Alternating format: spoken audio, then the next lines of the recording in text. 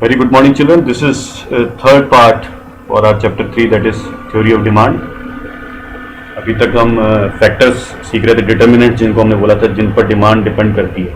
Demand changes in response to these factors, जिसमें हमने पढ़ा था एक तो क्या था, फर्स्ट क्या था, रिलेटेड गुड्स. याद आ रहा है? रिलेटेड में क्या पढ़े थे? दो तरह के, सब्स्टिट्यूट और कॉम्प्लीमेंट्री. ठीक है, उसके बाद हम क्या पढ़ रहे हैं? हमने पढ़ा था इनकम. इनकम में मैंने आपसे बोला था कि इनकम अगर आती है तो आपको रेफरेंस क्या लेना है, उस वक्त दिमाग में क्या आना चाहिए, नॉर्मल गुड की बात हो रही है या इंफीरियर की, क्योंकि दोनों अलग अलग बिहेव करते हैं. नॉर्मल गुड कैसे करता है? देखो, अगर इनकम इंक्रीज होती है तो नॉर्मल गुड की डिमांड तो इंक्रीज होती है, कंज्यूमर ज़्यादा परचेज करता है. लेकिन अगर सेम कंज्यूमर की अगर इनकम बढ़ रही है तो वो इंफीरियर गुड जो है उसकी डिमांड कम कर देगा ना, क्योंकि वो नॉर्मल लेने लग जाएगा. तो नॉर्मल और इंफीरियर क्या है? ये ऐसे कोई क्लासीफाई कैटेगरी नहीं है कि इन गुड्स को हम नॉर्मल बोलेंगे या इन गुड्स को इंफीरियर बोलेंगे. तो इस स्लाइड से क्लियर होगा कि कौन से एग्जाम्पल नॉर्मल के हैं, कौन से एग्जाम्पल इंफीरियर के हैं. तो इसको आप लास्ट एक बार एग्जांपल देखो, लास्ट नैनो लिख रखा है, एक बार देखो क्या है, फिर ऊपर से पढ़ेंगे एक बार. देखो क्या लिख रखा है, Nano can be a normal good for a consumer at low, for consumer at low level of income.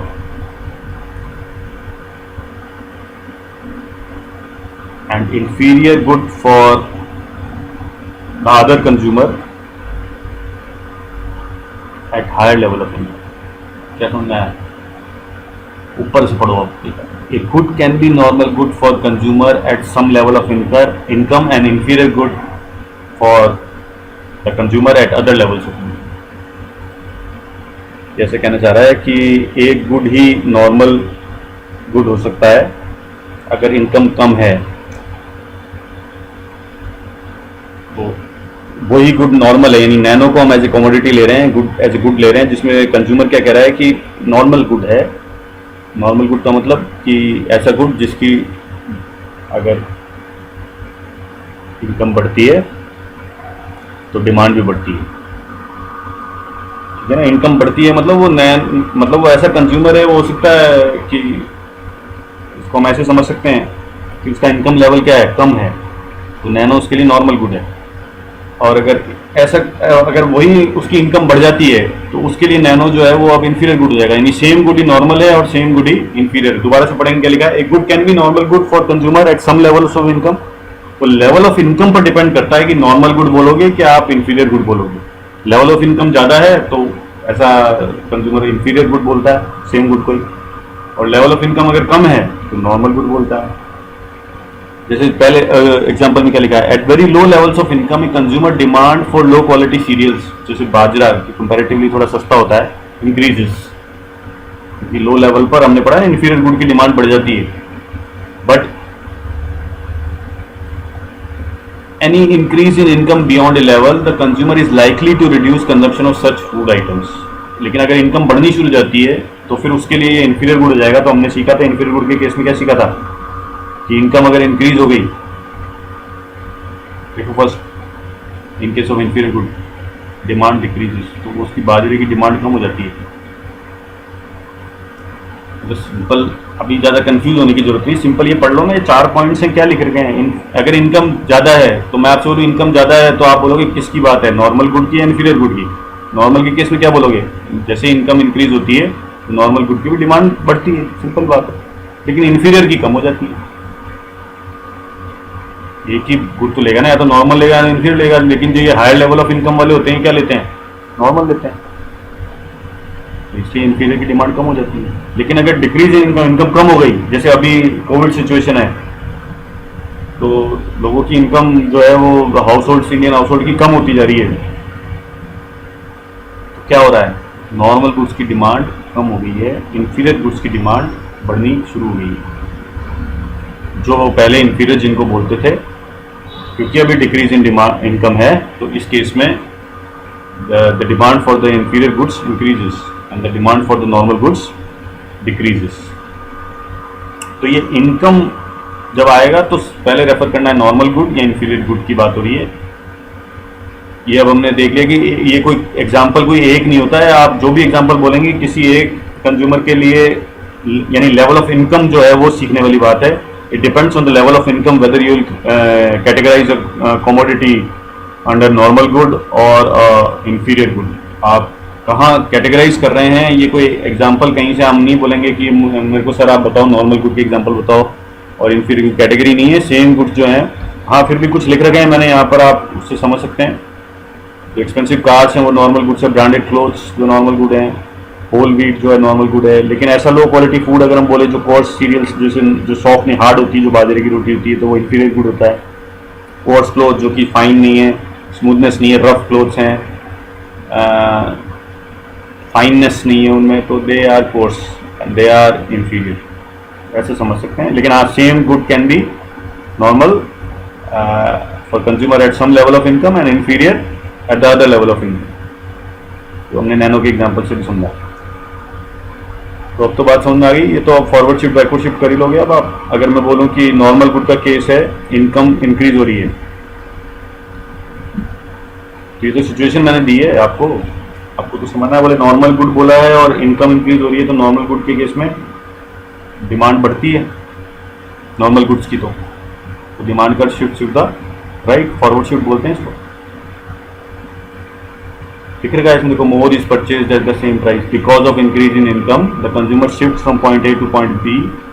ये अलग अलग कर्व्स के नाम लिख रखे हैं, आप डी डी भी लिख सकते हो, D1 D1 भी लिख सकते हो, आप अपने रेफरेंस से यूज कर सकते हो। Implying a situation of forward shift in demand curve it is more is purchased at the same price. Price में कोई चेंज नहीं है, अभी भी 10 रुपये है, देखो इसमें ध्यान से कर्व पे, price is still constant, price is not changing but the demand increases. किसकी? नॉर्मल गुड की, because the income of the consumer increases. Income कम हो गई तो नॉर्मल गुड की डिमांड कम हो गई। बैकवर्ड शिफ्ट बोला है इसको, एरो से भी देखो डिफिट कर सकता है। प्राइस की एक ब्लू लाइन बना रखी है, तो वो रेफरेंस लाइन है blue line. Green line is the demand curves जो हम शिफ्ट दिखाना चाहते हैं। इधर भी ग्रीन लाइन है, ब्लू लाइन जो रेफरेंस लाइन है, they are of no use. वो उसका यूज सिर्फ इतना है समझने के पर्पज से। लेकिन जब कर्व बोलेगा, डिमांड कर्व बोला जाएगा बनाने के लिए, तो आपको ये ग्रीन लाइंस जो हैं ये आपको डी डिमांड कर्व वो D1 से डिनोट करके फॉरवर्ड शिफ्ट का एक एरो बनाते हुए बनाना है। और रेफरेंस लाइन बना सकते हैं, डॉटेड बनाएंगे तो that is well and good.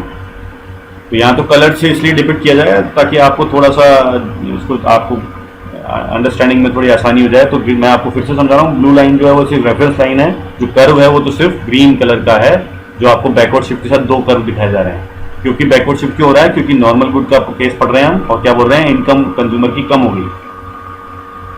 ठीक है ना, देखो backward shift in demand curve and income decrease. इसके एक्सप्लेनेशन में लिख रखा है, और हर कर्व का एक्सप्लेनेशन होता है, वो लिखना जरूरी होता है। Because of decrease in income the consumer shift from point A to point B, demand curve के नाम लिखने हैं। Implying a situation of backward shift in demand curve, that is, इसका मीनिंग क्या है बैकवर्ड शिफ्ट का? Less is purchase at the same price. अब inferior good का केस बोल रहे हैं, इंफीरियर में क्या बोल रहा है, ये इनकम इंक्रीज हो रही है। तो हमने क्या पढ़ा था, इनकम इंक्रीज होती है तो इंफीरियर गुड की डिमांड कम होती है, तो demand curve shift to the left, जिसको बैकवर्ड शिफ्ट बोलते हैं। देखो एक्सप्लेनेशन में क्या लिखा है, demand curve for a inferior good shift to the left, that is backward, when income of the consumer increases even when the price of the inferior good is constant. Inferior good की price में change नहीं है, वो आपको यहाँ पर ये reddish line से समझाया जा रहा है। ब्लैक हैं वो कर्व्स हैं एक्चुअली, तो आपको बैकवर्ड कर्व जो है वो ब्लैक कर्व्स बना रखे, D1 और D2 से समझा सकते हो आप इसको। क्वांटिटी हमेशा की तरह एक्स एक्सिस पे और प्राइस हमेशा की तरह वाई एक्सिस पे, ओरिजिन O यानी 0 आपको बनाना है। तो ये फ्री हैंड कर्व्स है, इसमें हमने कहीं भी हम इसको प्लॉट नहीं कर रहे हैं, हमारे पास कोऑर्डिनेट्स नहीं है यहाँ पर। फ्री हैंड कर्व्स बनाने हैं आपको, सिंपली पेंसिल से बनाने हैं, नीटली बनाने हैं। तो क्या सीखा, दोबारा से देखो एक बार, इनकम का केस चल रहा है, इनकम एज ए फैक्टर ले रहे हैं हम। अगर इनकम कंज्यूमर की इंक्रीज हुई और इंफीरियर गुड का केस बोला जा रहा है, तो इंफीरियर गुड में आप क्या बोलोगे, उसकी डिमांड कम हो जाती है, तो उसको बैकवर्ड शिफ्ट से समझाते हैं ना। क्वांटिटी देख लो कम है ना, OQ1 कंपैरेटिवली देखेंगे तो OQ2 कम है। तो इतनी सी बात समझानी है, नंबर से भी समझा सकते हो। Q1 पे आप 100 लगा लेना, Q2 पे 80 लगा लेना, तो 100 से 80 हो जाएगा, यूनिट्स है ना। अब यहाँ फॉरवर्ड शिफ्ट दिखा रहा है, अब तक तो मुझे लगता है समझ में आ गया। फॉरवर्ड शिफ्ट क्या है, केस समझेंगे, इनकम की बात हो रही है, इंफीरियर गुड। इनकम कौन सी, इनकम डिक्रीज हो रही है, कंज्यूमर की इनकम डिक्रीज हो रही है, तो क्या बोलेंगे, इंफीरियर गुड की डिमांड बढ़ती है। तो बढ़ती है तो शिफ्ट का केस होता है, वो प्राइस चेंज नहीं हो रहा है, वो अभी 60 रुपीज़, आप देखो 60 रुपीज़ समझाया जा रहा है। अभी वापस से मैंने नंबर से भी डिनोट करने की कोशिश करी है ताकि अब आपको समझ में आ जाए। 500 यूनिट्स से हम 600 यूनिट्स पर आ गए हैं। फॉरवर्ड शिफ्ट बोलेंगे ना इसको, डिमांड इंक्रीजेस, क्या बोलेंगे, डिमांड इंक्रीजेस। इसको पढ़ो, देखो क्या लिखा है इसका explanation. Demand curve for a inferior good shift to the right. अभी राइट या फॉरवर्ड बोल रहे हैं। व्हेन, कब, income of the consumer decreases, जब कंज्यूमर की इनकम कम होती है तो इंफीरियर गुड की डिमांड बढ़ती है, क्योंकि वो शिफ्ट हो जाता है ना, तो इंफीरियर गुड्स लेने लग जाता है वो, जो पहले जिनको इंफीरियर मानता था वो। तो मैं ये बोल रहा हूँ, एक गुड सेम इंफीरियर हो सकता है, नॉर्मल हो सकता है, वो तो लेवल ऑफ इनकम पर डिपेंड करता है ना, ठीक है ना। Even when the price is constant, क्योंकि प्राइस चेंज नहीं हो रहा है इसीलिए सब शिफ्ट हो रहे हैं। ये ऑन प्राइस का केस एक ही है और उसमें शिफ्ट का केस नहीं होता, मूवमेंट का केस होता है। Taste and preferences of the buyers depends upon likes, dislikes, trends, fashion, climatic condition. दोबारा से पढ़ेंगे क्या लिखा है। टेस्ट एंड प्रेफरेंस कब बोला जाता है, यानी उसकी लाइक्स, उसकी पसंद क्या है, नापसंद क्या है, उसको पसंद नहीं आ रहा है, हो सकता है किसी मतलब जिसको बोलते हैं ना एक तरह से सोसाइटी का इम्पैक्ट आता है। जैसे हमारे आसपास जो हैं हमारे फ्रेंड्स हैं, तो हम कभी, क्योंकि वो ट्रेंड चल रहा है तो हम लाइक करना शुरू कर देते हैं, ट्रेंड नहीं है तो हम डिसलाइक करना शुरू करते हैं, हम दूसरों का ओपिनियन पर ज़्यादा जाते हैं। फैशन क्या चल रहा है, जो क्लाइमेटिक कंडीशंस का भी ध्यान रखते हैं, कुछ कुछ कमोडिटीज ऐसी होती हैं, तो टेस्ट एंड प्रेफरेंस हमारा चेंज होता है डिपेंडिंग ऑन द क्लाइमेट। तो टेस्ट एंड प्रेफरेंस थोड़ा सा हमें एग्जांपल मैंने समझाया आपको, जैसे हमारी likes dislike depending on the what all is going on in the society, जो ट्रेंड जो चल रहा है, जो फैशन है। अगर फेवरेबल है, फेवरेबल का मतलब क्या होता है कि जो लाइक्स की तरफ जा रहा है, पॉजिटिव बोलेंगे इसको, फेवरेबल चेंज, पॉजिटिव चेंज होता है किसी भी कमोडिटी के लिए, तो इंक्रीज इन डिमांड ही तो होगी। जब फेवरेबल चेंज है, even when the price of that good is constant, उसका प्राइस चेंज नहीं हुआ है तो भी लोग पसंद कर रहे हैं, तो फेवरेबल चेंज की वजह से, लाइक की वजह से कंज्यूमर की, अब वो किसी भी कारण हो सकता है, वो why they started liking, it depends on many situations now. लेकिन in that case price change नहीं हुआ है, फिर भी डिमांड कर्व जो है वो, इसका मैं सिंपल सा एग्जांपल आपको बता सकता हूँ कि अब जैसे आपकी जनरेशन है तो शायद नोकिया का नाम तो सुना होगा आपने, नहीं सुना है। देखो नोकिया एक टाइम पर इंडिया का लार्जेस्ट मार्केट शेयर जो मोबाइल मार्केट का था उनके पास, आई थिंक आप एग्रीड होंगे, इतना तो आपको पता होगा। उस समय जो पीछे था वो सैमसंग था। फेवरेबल चेंज मैं कह रहा हूँ सैमसंग के लिए, सैमसंग के कमोडिटी ने अपने प्राइस चेंज नहीं किए थे उस समय, लेकिन वो उनके जो टेस्ट एंड प्रेफरेंस की हम बात कर रहे हैं कि suddenly the consumer starts liking that product, जिसमें उन्होंने एक टच स्क्रीन करके और एंड्रॉयड कॉम्बिनेशन के साथ कमोडिटी compete कर रहे थे। वो प्राइस का चेंज नहीं था, उनकी कमोडिटी पसंद आ गई, जो कंज्यूमर्स को जो टच स्क्रीन का कंसेप्ट आया और जो एंड्रॉयड ने जो उनको फ्लेक्सिबिलिटी दी जो कि नोकिया नहीं दे पा रहा था, तो वो अनफेवरेबल चेंज का एग्जांपल नोकिया का ले लिया मैंने। फेवरेबल चेंज का एग्जांपल आप सैमसंग से ले सकते हैं। तो आज जो सैमसंग है वो, नोकिया की तो एग्जिस्टेंस ही नहीं है ना अब, अगर एग्जिस्टेंस भी है तो मार्केट शेयर नहीं है, और वो एग्जिस्टेंस में इसलिए कह रहा हूँ क्योंकि उसकी जो कंपनी जिनके पास ये पहले था उन्होंने सेल कर दिया इसको। तो अगर आप नोकिया ब्रांड भी अगर आप कहते हो कि नहीं सर हमें तो अभी भी दिख रहा है वो एग्जिस्टिंग है, तो मैं आपसे कहूँगा उसको खरीद लिया गया है, तो उसकी इतनी हालत हो गई कि उसको बेचना पड़ा, एक लार्जेस्ट मार्केट शेयर की कंपनी को सेल करना पड़ा है। Can you think about that कि टेस्ट एंड प्रेफरेंस कंज्यूमर का चेंज होता है अचानक से। वो नहीं तो वो जो टफ और एकदम ऐसे मोबाइल आते थे जो कंज्यूमर पसंद करते थे बिकॉज ऑफ द ड्यूरेबिलिटी, लेकिन हाँ उन्होंने फंक्शन के बेसिस पे पीछे रह गए। वो लाइक्स की बात कर रहा हूँ मैं आपसे, ट्रेंड की बात कर रहा हूँ, ये भी होता है कि दूसरे के पास है तो मेरे पास भी होना चाहिए, ओपिनियन की बात कर रहा हूँ मैं आपसे। तो फेवरेबल हो जाता है कभी तो यानी पॉजिटिव दिशा में चला जाता है तो फॉरवर्ड शिफ्ट बोलते हैं, अनफेवरेबल हो जाता है यानी नेगेटिव दिशा में चला जाता है तो बैकवर्ड शिफ्ट, यानी क्वांटिटी कम सेल होने लग जाएगी ना, डिमांड कम हो जाएगी। अनफेवरेबल जब चेंज होगा तो अनफेवरेबल में क्या बोलेंगे, डिमांड कम हो जाएगी, यानी लेफ्टवर्ड शिफ्ट ज़्यादा होती है तो राइट की तरफ जाते हैं हम।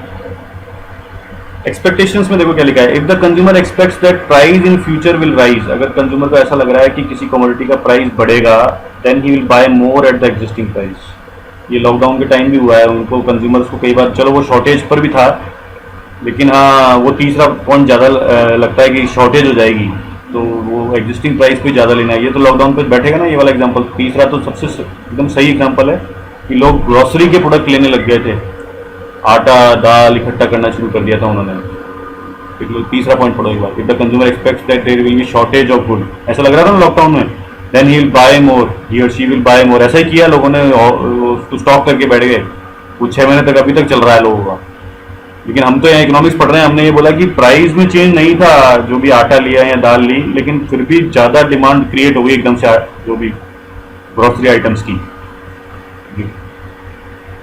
हम यूज़ करते हैं, इसमें दालें आ जाएंगी, चीनी, आटा आ जाएगा, इस तरह की कमोडिटीज़ हमने परचेज करनी शुरू कर दी थी। इसको क्या बोलेंगे, डिमांड ऑफ द कमोडिटी यानी good increases and demand curve will shift to the right. तो समझ में आ गया हमारे को। अच्छा, पहला वाला पॉइंट क्या था, प्राइस जो है इन फ्यूचर। ये पेट्रोल का एग्जांपल ले सकते हो, कई बार ऐसे एकदम से होता है कि पेट्रोल के दाम बन, तो आप देख रहे होंगे लाइन लग जाती है पेट्रोल पंप पे, वो अभी एग्जिस्टिंग प्राइस पे ज़्यादा, जो पहले नहीं उसका डिमांड करते थे इतना पेट्रोल की, अभी वो उसकी टंकी फुल कराने लग जाते हैं गाड़ी की। तो क्या बोलेंगे, प्राइस इन फ्यूचर विल, ऐसा एक्सपेक्टेशन है, देन विल बाय।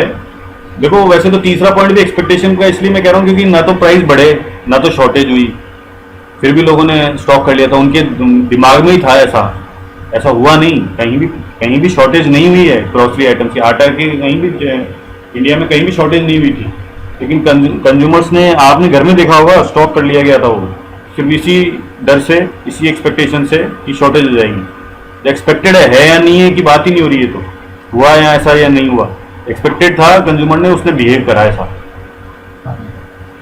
दूसरा क्या है, the consumer expect that his income in future will rise, ऐसा भी होता है, जैसे इंक्रीमेंट लगने होते हैं, 1 साल के बाद इंक्रीमेंट होता है सैलरीज का, तो वो they buy more at the existing price. वो सोचते हैं कि हमारी जो है वो इनकम तो बढ़ने वाली है, तो अभी हम ज़्यादा डिमांड करते हैं, demand of the good increases, तो डिमांड बढ़ जाती है। अब ये कुछ एक्सरसाइज के क्वेश्चन हैं जो आपको करने हैं। पहला क्या लिखा है, mention one factor that causes leftward shift, कोई एक फैक्टर, इतने सारे पढ़े हैं, आपको एक लिखना है और एक लिखना है राइटवर्ड शिफ्ट का। दूसरा, give meaning of normal good and inferior good, जो डेफिनेशन मैंने लिखवा रखी है स्लाइड में से लिखनी है, गिव 2 एग्जांपल्स ऑफ ईच, और एग्जांपल लिखने हैं आपको, एग्जांपल भी लिखवा रखे हैं, आप अपने आप से भी आप लिखेंगे तो मेरे से आप एक बार उसको चेक करा सकते हैं। Question number 3, explain with the help of diagram, आप डायग्राम बनाने हैं आपको, the effect of following changes on the demand of A commodity. तो डिमांड कर्व को, ये शिफ्ट का केस है, आपको हिंट दे देता हूँ मैं, इंक्रीज इन इनकम कौन सा शिफ्ट है, अब ये आपको थोड़ा सा आप याद करेंगे, जब किसी साइड को समझेंगे तभी बना पाएंगे। दूसरा क्या है, rise in price of substitute goods. तीसरा क्या है, increase in own price of the commodity, ये मूवमेंट का केस है, फिर से हिंट दे रहा हूँ मैं। और चौथा क्या है, fall in the price of complementary good, ये भी शिफ्ट का केस है। फॉरवर्ड है बैकवर्ड है, ये आप थोड़ा सा दिमाग लगाएंगे। क्वेश्चन नंबर 4, सिंपल सा मल्टीपल चॉइस का क्वेश्चन है, कि सिंपल फ्रेंडली ब्लैंक्स हैं 1 नंबर के लिए। Demand curve shifts to dash, यानी फॉरवर्ड या बैकवर्ड आपको लिखना है। When the income of the buyer increases, income बढ़ रही है, और केस बताया नॉर्मल गुड्स का। ये थोड़ा सा आपको दिमाग लगा के लिखना है, और मेरे को आप अपनी कॉपी की जो जहाँ आप आंसर लिखेंगे उसकी फोटो भेज सकते हैं, so that I can verify.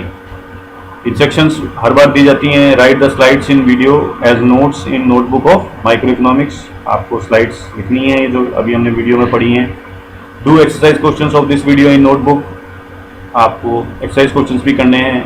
And in case of any doubt you can message through study base app, और आप स्टडी बेस ऐप के थ्रू मेरे को मैसेज कर सकते हैं। और एक इंस्ट्रक्शन और नई है जो इस बार ऐड हो रही है, जो कुछ स्टूडेंट्स जो हैं कुछ एक्सेस के अलावा भी अगर प्रैक्टिस कर रहे हैं तो वो अलग से एक प्रैक्टिस कॉपी बनाएंगे। ये फेयर कॉपी जो स्कूल की कॉपी है उसमें अपनी प्रैक्टिस नहीं करेंगे, इसमें तो जितना बोला जा रहा है उतना ही काम करेंगे, इन स्लाइड्स को लिखेंगे और जो एक्सरसाइज के क्वेश्चन हैं उनको करेंगे।